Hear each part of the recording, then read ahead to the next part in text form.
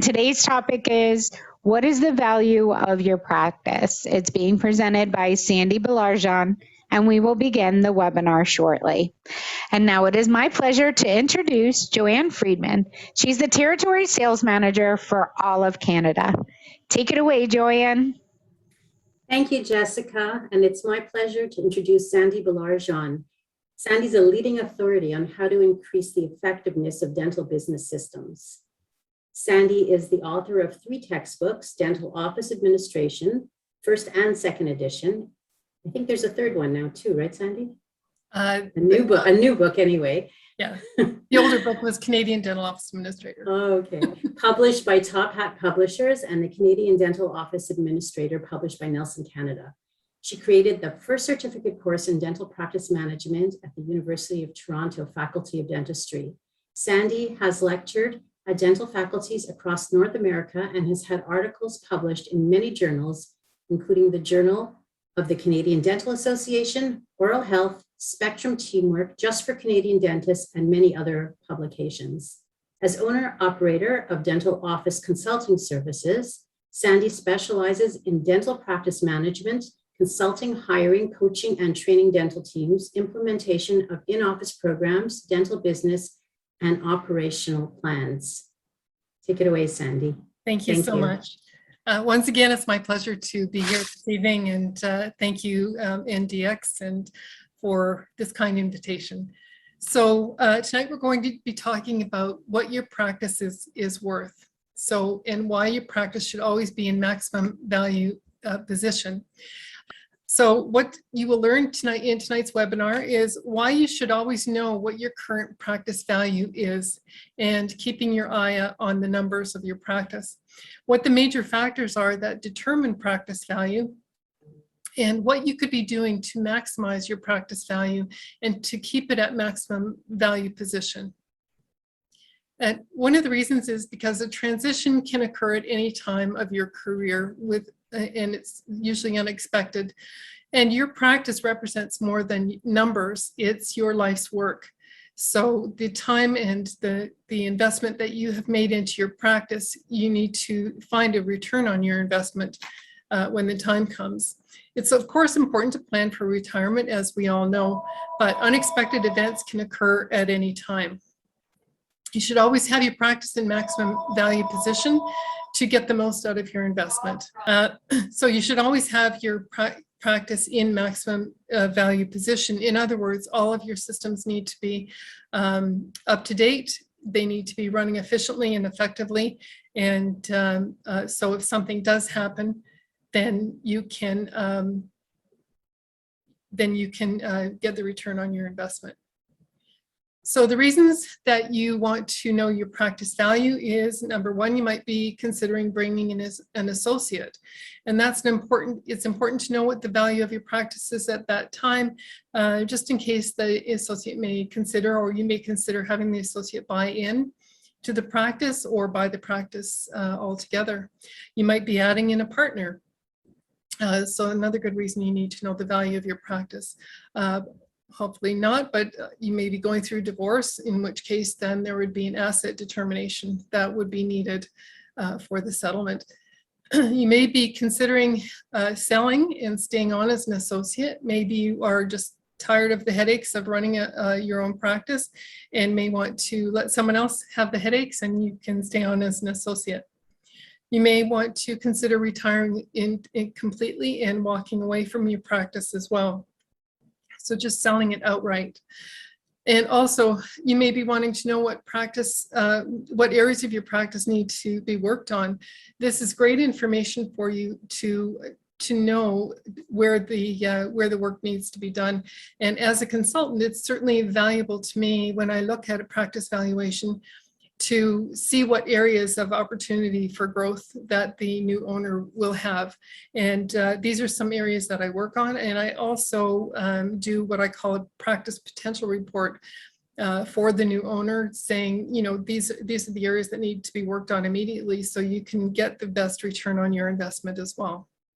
And sometimes you simply might be curious. You might just want to know what the value of your practice is, because you know you're working hard. You know that you've put a lot of time and effort and money into your practice. You want to make sure that you are getting full value out of it. So why should your practice be in maximum value position? There could be an unexpected illness that happens, or your family suddenly needs to relocate for some reason. Or there could be other opportunities, either clinical or non-clinical. It could be you've taken a there's a teaching opportunity available, and you may want to teach rather than actually practice dentistry. So it's a good idea to have your practice appraised periodically, and you don't have to spend a lot on this type of appraisal unless you are planning on selling your practice. Then investing in a good appraisal is an important part of the process. So this process helps you to certainly plan for the future. For example, if you're planning your retirement maybe 5 years down the road or longer even, but you should start, if you don't have employment contracts and your employment policies in place, you should start that 3 to 5 years before you start selling, before you sell your practice. The reason for this is because employment contracts will be very helpful to the new owner of the practice, because the new owner won't assume it's called continuity of employment. So the new owner won't inherit the years of service that if you have long-term employees that they have invested in your practice. So it limits the liability to just what the minimum standards are under the Employment Standards Act or the employment labor laws in general. It also helps you to identify in areas of weakness. This is a great opportunity there may be things that are happening that you're not aware of. I know that your systems are hopefully up to date, but sometimes systems can deteriorate with bringing in new staff members, or things just kind of fall between the cracks, like treatment planning, et cetera, keeping your recall system up to date, things like that. So it helps an appraisal helps you to identify in areas of weakness and work on them to increase the value of your practice and keep it at maximum value. So make sure all of your systems are up to date and that they're running well. Excuse me. So brokers, of course, may do an appraisal for you if you give them your listing. Of course, most will charge a fee as a separate process. However, some will do a free appraisal for you, given the fact that you're probably going to give them your listing. Excuse me. But anyway, some brokers also may use outdated formulas. They may not. They may use current formulas. But the bottom line is, regardless of who does your appraisal, they may not know your practice, the inner workings of your practice very well. So it's very important that you do your own due diligence and that you can determine whether your systems are in place and what the value of your practice and what you're expecting to receive if you decided to sell at any given point. So the formula that most brokers and appraisers use is the practice location. They'll assign, for instance, a going rate, what the general going rate for practices in that general area are. They'll also ask you for the last 3 years of collections and put add the going rate onto that. So that's really important. However, as you know, the past 2 years have certainly been different in your dental practices. So think about how has your practice been affected by COVID? Are you seeing fewer patients? Are they spaced out more? Your production certainly must have taken a hit during this time. In some cases, practices are doing really, really well. In some cases, they're still in recovery mode. So think about what stage of recovery your practice is in. And that's why collecting the 3 years collections may not be a really valid way of doing this. However, there is some validity to collecting the 3 years of collections, because you want to see if they're going up or down, or if they're changing, and which is a really important metric for the evaluator. So new equipment will also, of course, add or maintain the value of your practice, but we're going to talk about it may not add as much value as you might think. If you have to have equipment replaced, then certainly replace it. I had a client who just purchased the practice on the first day when he was introducing himself to the staff members. As he was talking, the x-ray head fell off of the wall. So in that particular case, that was older equipment that needed to be replaced. So if you do have older equipment, it's a good time to upgrade them to make sure that they are doesn't always have to be state of the art. It can be, as long as they're functional and practical, then that's the important thing. So the past history of the practice, I hear a lot of offices and a lot of doctors will say, you know, well, we used to do $1 million a year or $2 million a year. It's really not that relevant. It's really about the past 12 months. Now, I realize that that's right in the COVID zone. However, within the past 12 months, then you probably have a general idea of what your production is stabilizing at, and what your collections are. So some of the key considerations that appraisers take into account are the collections, of course. That's really important for cash flow. We're going to talk about that in just a couple of minutes as well. The location, you can't always change your location, but location is critically important in any type of real estate transaction, for example, but certainly in dentistry. And there's advantages and disadvantages in being in a high urban area, you know, for example, a big city, and there's lots of visibility. However, there's also lots of competition, so there's a lot to think about with that. What makeup are your patients of your practice? Do you have a lot of active patients? I was talking to a doctor one time, and he said he was interested in buying a practice, and he told me the location, and I described the location. I said, is it the corner of this and this, and the second floor? And he said, yes, but they've got, you know, thousands of patients. And I think they were saying that they had 12,000 patients. And I said, don't touch it, because it is, it's all false charts. That one, what was happening in that particular practice, and I just knew this through, can't even remember how I got to know the knowledge of this, but anyway, the fact is that they were seeing patients, but they were coming to the practice and you know, having an exam done, and then they would go to a different dentist, or they would go to, in that particular area, it was there was underground dentistry, in other words, unlicensed dentist. So it doesn't always happen, but anyway, it does happen from time to time. The cash flow is the most important thing. That is the key to proper valuation, to see what your collections are, your ability to pay your bills, and make a profit. There has to be some degree of profitability as well. So what adds value to your practice, of course, as I just mentioned, location is important, and the demographics of that location. I had another client who purchased a practice.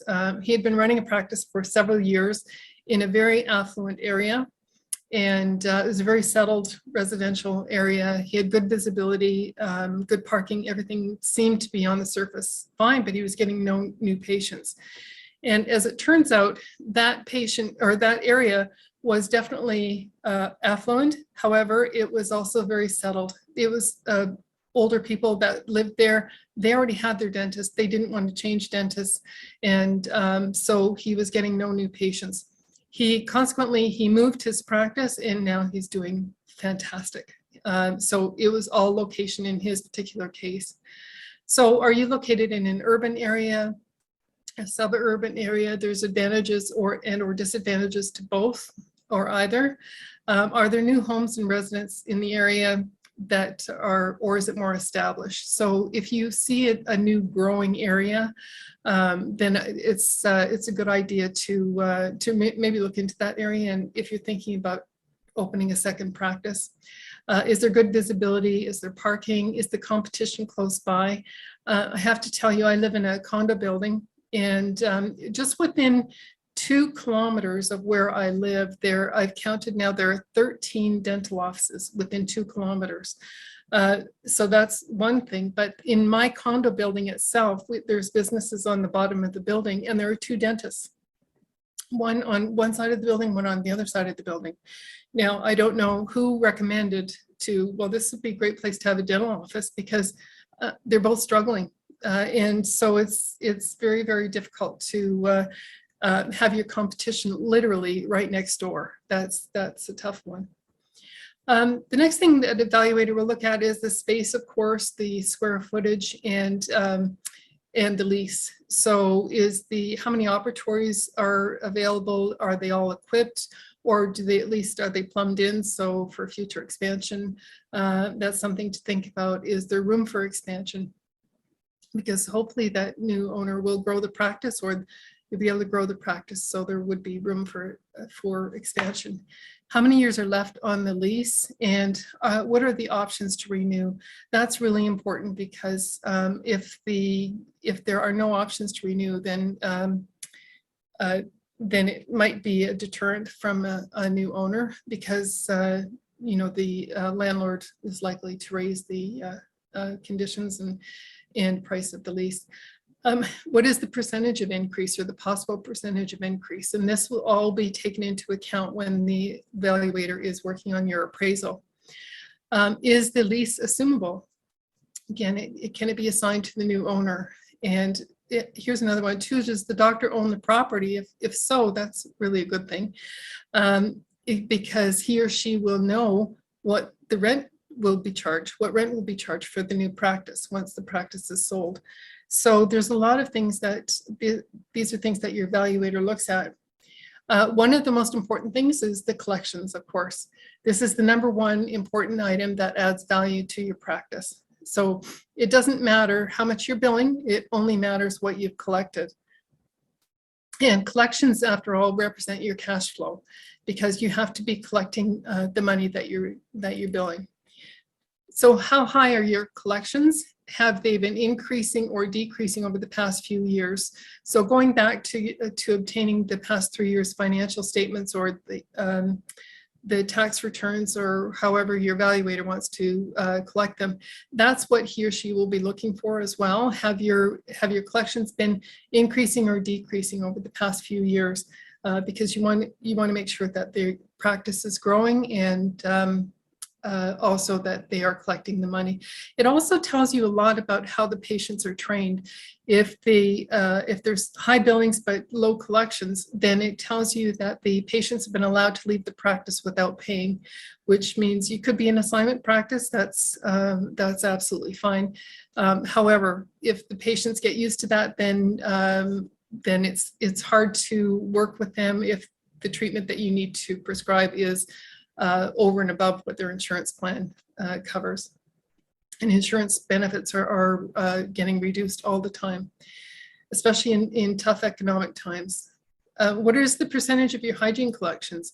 And is that number increasing or decreasing as well? And also they might look at what percentage of your total production is hygiene. And generally, just as a benchmark, to give you an idea, a practice could have 30% of the total revenue in hygiene, and that's great. If it's higher, that's fine as well. It just means that it's a hygiene-driven practice.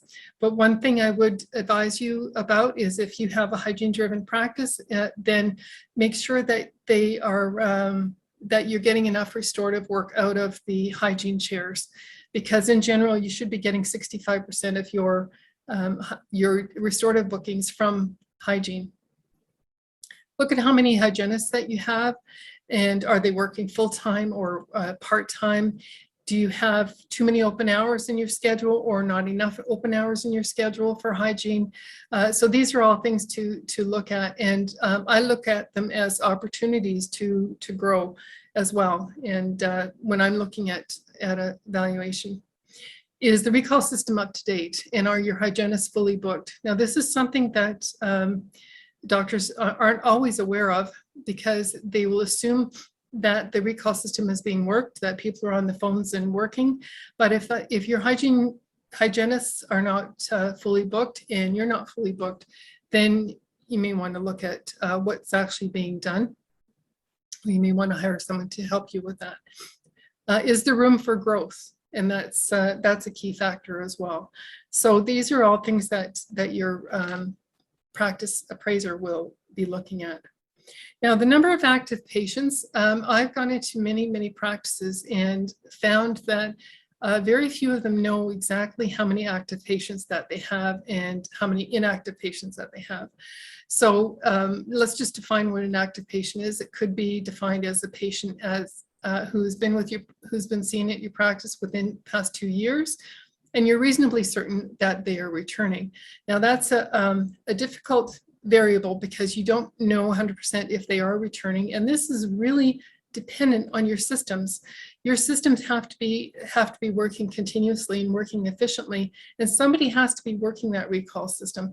It's very important, of course, to pre-book your patients, but also to make sure that that somebody is working on the phones, hopefully the phones, and email as well, but definitely the phones, to make sure that those patients get booked that aren't booked. Same with unscheduled treatment plans. These are two really important opportunities for practice growth, and they're often overlooked when you think that things are running smoothly, but they could be better.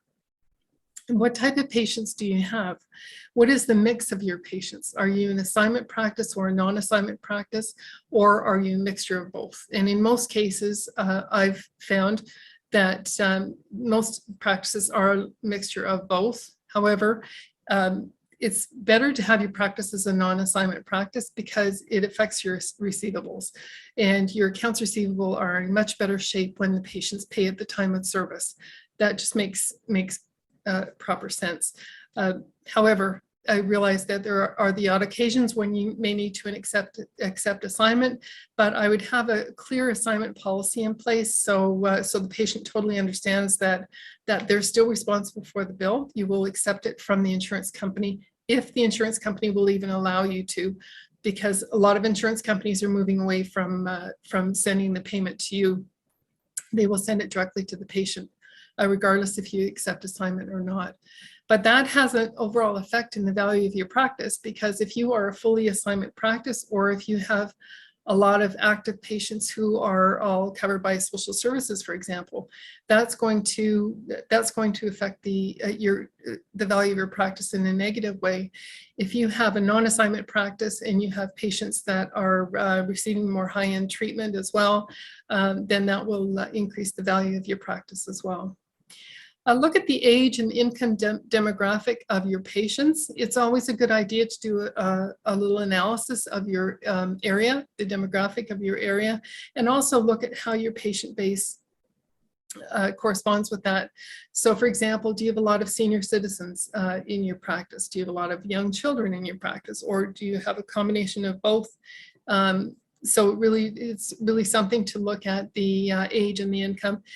Most computer systems that I've worked with will draw up these reports really quickly for you. So it's very easy to see get this type of data. The number of new patients that are coming into the practice, you always have to have a flow of new patients coming into the practice.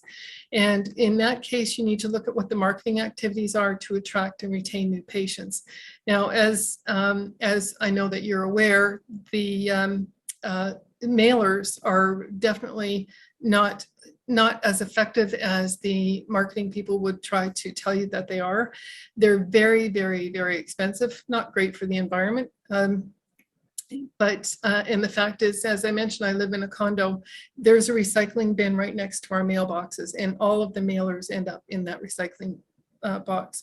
So why waste your money? You're better off spending money on getting a great website with great SEO that is being followed up with, as well as social media you know, I hate to say it, but nowadays you have to be connected to social media to attract new patients, because that's where they're looking. That's where they're finding new patients, although that can be time consuming. So it's really important to have somebody who's helping you with your marketing, who really knows what they're doing, and especially focusing on your website. Do you have good, reliable referral sources? And are you tracking your referral sources? That's a key as well, to know where your referrals are coming from. If they're coming from internally from your patients, that's excellent. It says a lot about your practice, and it tells you that your patients are happy as well. And if they're coming from external sources, you want to know where they're coming from, because you want to make sure that you are getting the best return on investment that you possibly can with your with your marketing dollars. Your equipment. This is important, because they will take pictures. The appraisers will take pictures of your equipment, and they'll go through and they'll look at the book value, I guess it is, to see what the replacement value might be, what the age, and they'll look at the general age and functionality of your equipment. That's important. It's a good thing to have digital x-rays, for example, pens, and you know, well-equipped lab and that kind of thing. If your equipment's between 5 and 7 years old and it's functional and you have a productive office, then that's a really positive point for your practice, something that will be looked at. But even if your equipment is older than that, it doesn't matter. If it's still functional, it's okay. If your equipment is older than 20 years old and it's starting to look a little worn and tired, then it could be a negative point. Like, for instance, if the chairs are little rips on them, they're not being, just looking a little tired, it might be time to replace the chairs. But you don't have to go out and buy a CT scan or that kind of thing to improve the value of your practice. So you can consider the general condition of your office furniture. Make sure that your reception area is comfortable. For example, I've suggested to doctors, you know, put a new coat of paint on. Don't necessarily invest a lot in, you know, buying everything new, because it might not be to the taste, for example, of the new owner anyway. Your equipment and technologies are hard assets, so they will be considered. Of course, they have a depreciation value, as you know, but they will be taken into consideration as part of the overall value of your practice. And then there's the profitability factor. So what are the overhead expenses of your practice? We've talked in past seminars about webinars rather. A well-run practice should operate at 50 to 60% overhead costs. And some of the expenses, I always look at where those expenses are sitting. If staff costs, for example, are too high, then that's guaranteed. Look at your schedule, because your schedule needs to be worked on. You've got openings in the schedule, which will always increase staff costs. It's highly doubtful you'll have too many staff members, but you might have staff that have been overly paid. For example, I've been in offices where the doctor doesn't necessarily want to do a performance review each year, so he or she will give the employees a raise of, let's say, $1 per year. But where does it stop? When you have hygienists who are working at $50 an hour, what are they billing? You know, and is that bringing value to your practice? So there has to be some kind of limitation on that. I just finished writing an article on performance reviews and merit increases. So that's something that you want to consider as well. If you have long-term staff there that are very highly paid, but they're top performers and you still want to reward them, you might want to think about maybe giving them a one-time bonus or something like that. But looking at all of your staff expenses, the supplies, dental supplies, of course, are another one. And repairs and maintenance to equipment is something that should be between 1 to 2% of your production.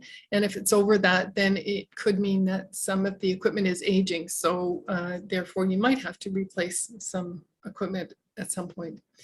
Is your hygiene department, are they producing, what are they producing per booked hour? And are they billing and correctly and consistently? The reason I bring this up is because I've been in many practices where hygienists will say they'll have an hour for a patient and they will bill 2 time units of scaling. That's not quite productive. And it's very important if you have more than one hygienist that they're all billing the same rate.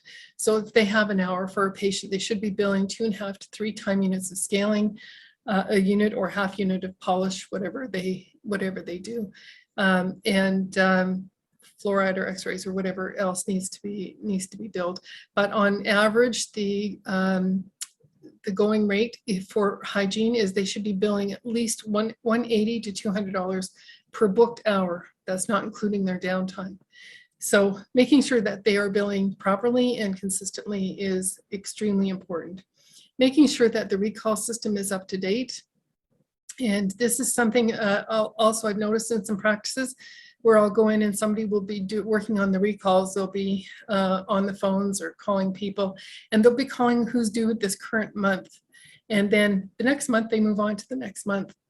Well, if you weren't able to get in touch with somebody, then now that person is a month behind and they can get overlooked very quickly. So it's really important that the recall system is up to date and it's worked on consistently as well. Our treatment planning processes and bookings efficient. So it's really important that the treatment plans that you create, that you have when you've diagnosed somebody with the condition in their mouth, that those treatment plans are being followed through with, and that they are actually being booked. That's really important. The same with I have a tracking system where I track the number of estimates going out, and of those estimates that went out, how much of those have actually been booked. So these are things that can help improve your practice value for sure. So the value of a practice that offers the maximum price for the reason you want to offer fair market value is it's the value of a practice that offers the maximum price for the owner, but also provides the owner with the ability to make a living within the first 12 months after purchase. So that's extremely important. Remember that every sale will usually involve the buyer and having to get financing from the bank. So they're probably going to have to get some kind of financing in order to purchase the practice.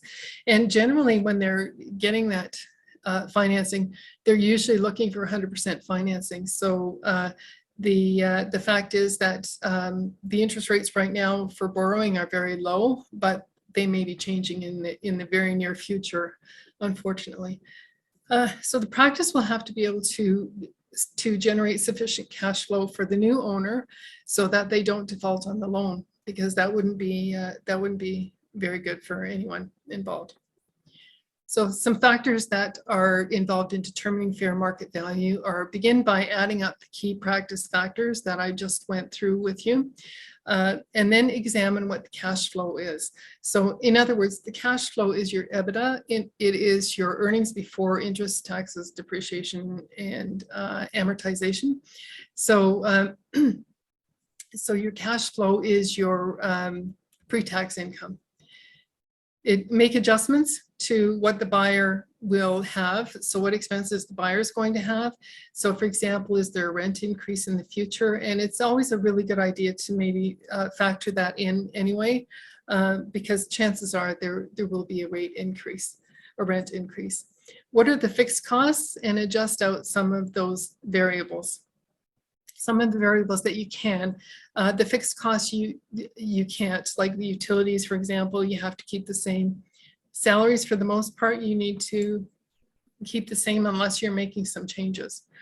Other considerations to take into consideration is, of course, the reputation of the practice in the local community. And are you offering specialty services like perio, sleep apnea, Invisalign, et cetera, anything like that? The reason for this is because consumers like one-stop shopping.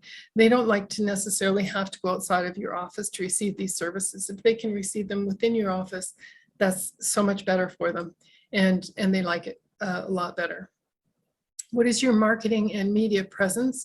So that's something to consider.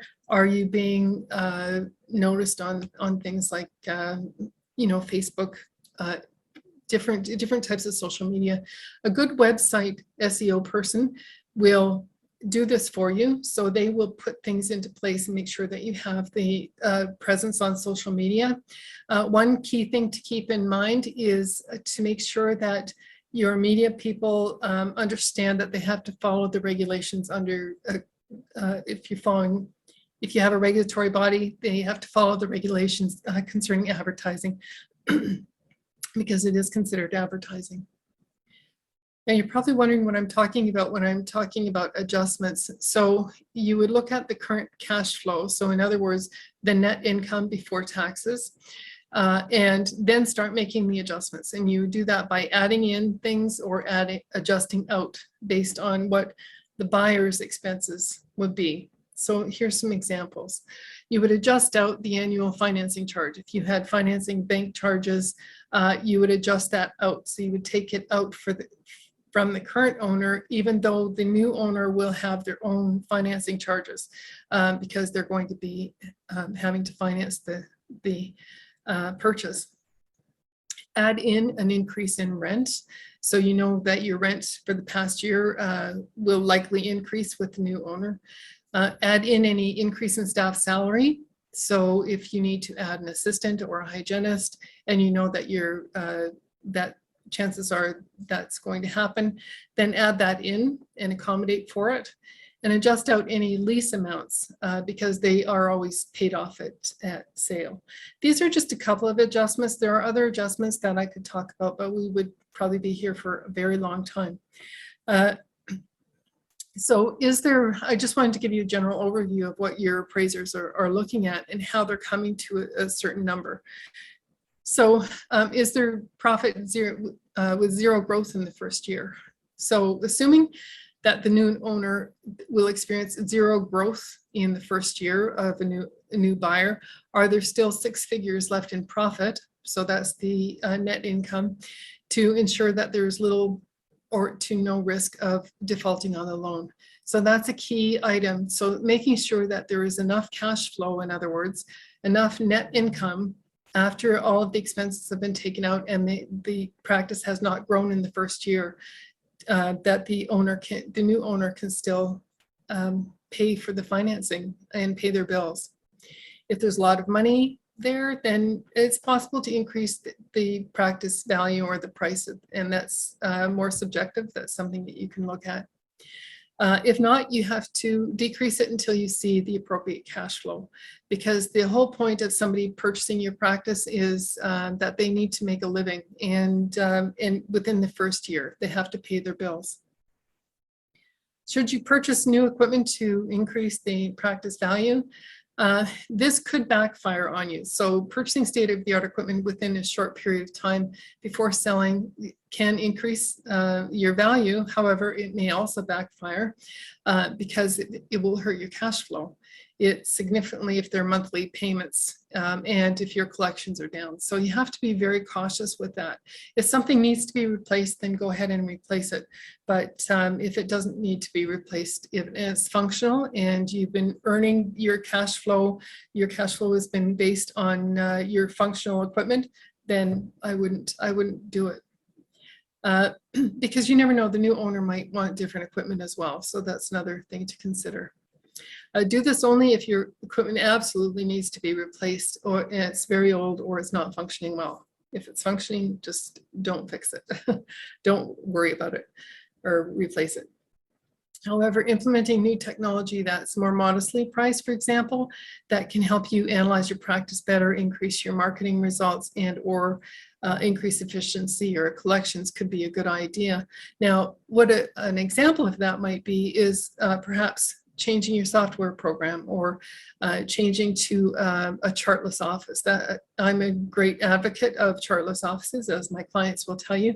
But for a number of different reasons, but one most importantly is it does help you to retain all of your information, especially if you have proper cloud backups, and make sure that all of the input is correct into your computer system. But something like that you might want to consider if your computers are old, they keep breaking down, and they need to be replaced. Then bringing in new computer equipment is less costly than having to replace larger pieces of equipment, for example.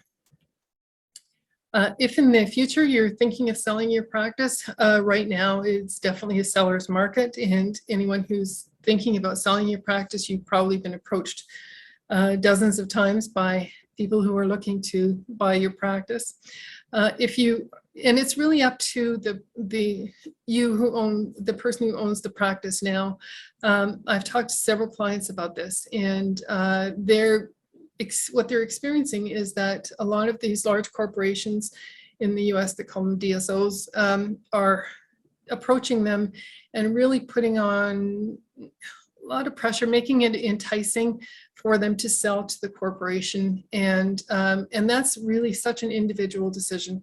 I have a client right now who has been approached several times by some companies here in Canada, and I really just keep telling him it's entirely up to him. There's advantages and there's disadvantages, but you've got to feel comfortable with how you're selling, and you've got to feel comfortable with, remember, this is your baby, this is your life's work. So handing it out, who you hand it over to is very important. So if you sell to an individual, then you want to make sure that your individual is going to mesh with your patients, and that your patients will be happy with the new person. If you're selling to a corporation, then a lot of your headaches are taken off of your plate, which is a good thing. But you may not be comfortable being an employee for 3 to 5 years. I'm not sure, depending on the corporation.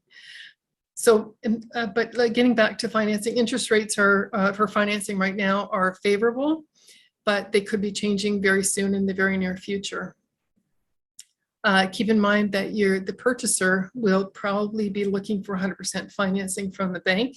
So the buyers could be turned down or get partial financing. Now, if you're selling to a corporation, and that, as I said, is a personal decision, it's entirely up to you. That there are advantages and there are disadvantages both ways. So this is more likely. There are more and more corporations popping up all over the place. And this sector apparently is growing at between 20 to 25% annually. Many groups are not looking necessarily for state-of-the-art practices in good locations. So they could be looking for a smaller practice. They could, as long as it's well run, it's got good cash flow. That's the type of thing that, and everything that we talked about tonight is what they would be looking for. And to keep in mind the fact that corporations are well financed. So if you had a situation where you wanted to sell and you just want to get your money, you can't leave quite so quickly, but it is an option for you for sure. They usually have their own methods of evaluating your practice, and they often will pay a premium for practices that they want that are in good locations. So over individual buyers looking for bank financing. So if you're in negotiations with an individual and they haven't provided you with a letter of intent, a corporation, it might be a quicker option for you.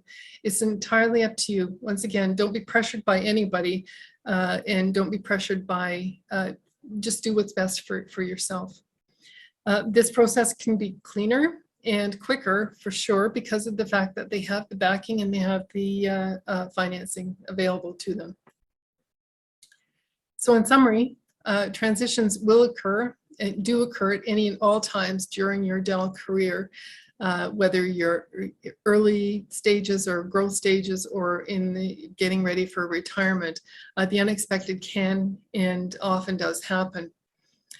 Don't assume that your practice will necessarily go at the going rate or will go at a premium. There are a lot of things to consider. So that's why it's always an advantage to you if you always have your practice at maximum value position at all times. Make sure that all of your systems are up and running. And if something unexpected should occur, then you will get full value from your practice that you have invested your time and your life into. Remember, it's really about cash flow. That's the important thing. What is the net income, in other words, or the EBITDA? So get your practice appraised regularly. It really is worth the investment, just so you know. And remember, as I said earlier, it helps you to identify key areas that may need to be worked on, and key areas that you may not necessarily be aware that are treatment plans slipping through cracks, for example, or the recall system not being up to date. Especially if you're considering bringing in an associate or considering a partner, this is really an important point.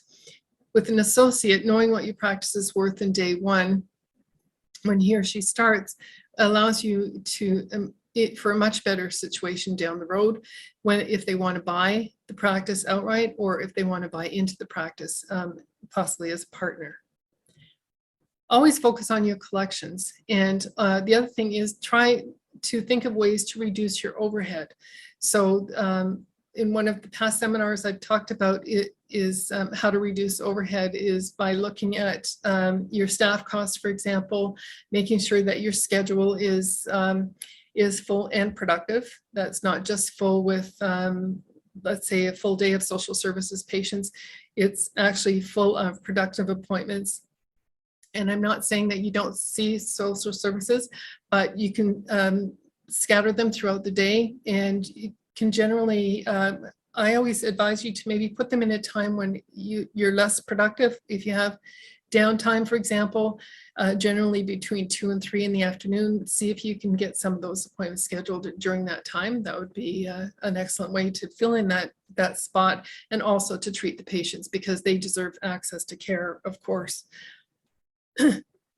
Be careful about getting a free appraisal. If somebody offers you a free appraisal, remember, it's always worth the paper that it's written on, which may be, it might be a thorough analysis, and it's offered because the broker or transitions consultant wants your listing. So investing in the appraisal is a good thing as well.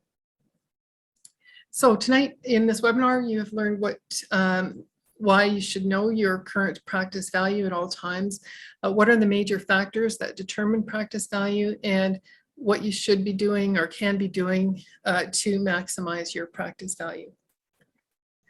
Just thank you once again for this opportunity, and if anyone has any questions about what I discussed tonight or any night, feel free to contact me directly by email, or just give me a quick call. I'd be happy to chat with you.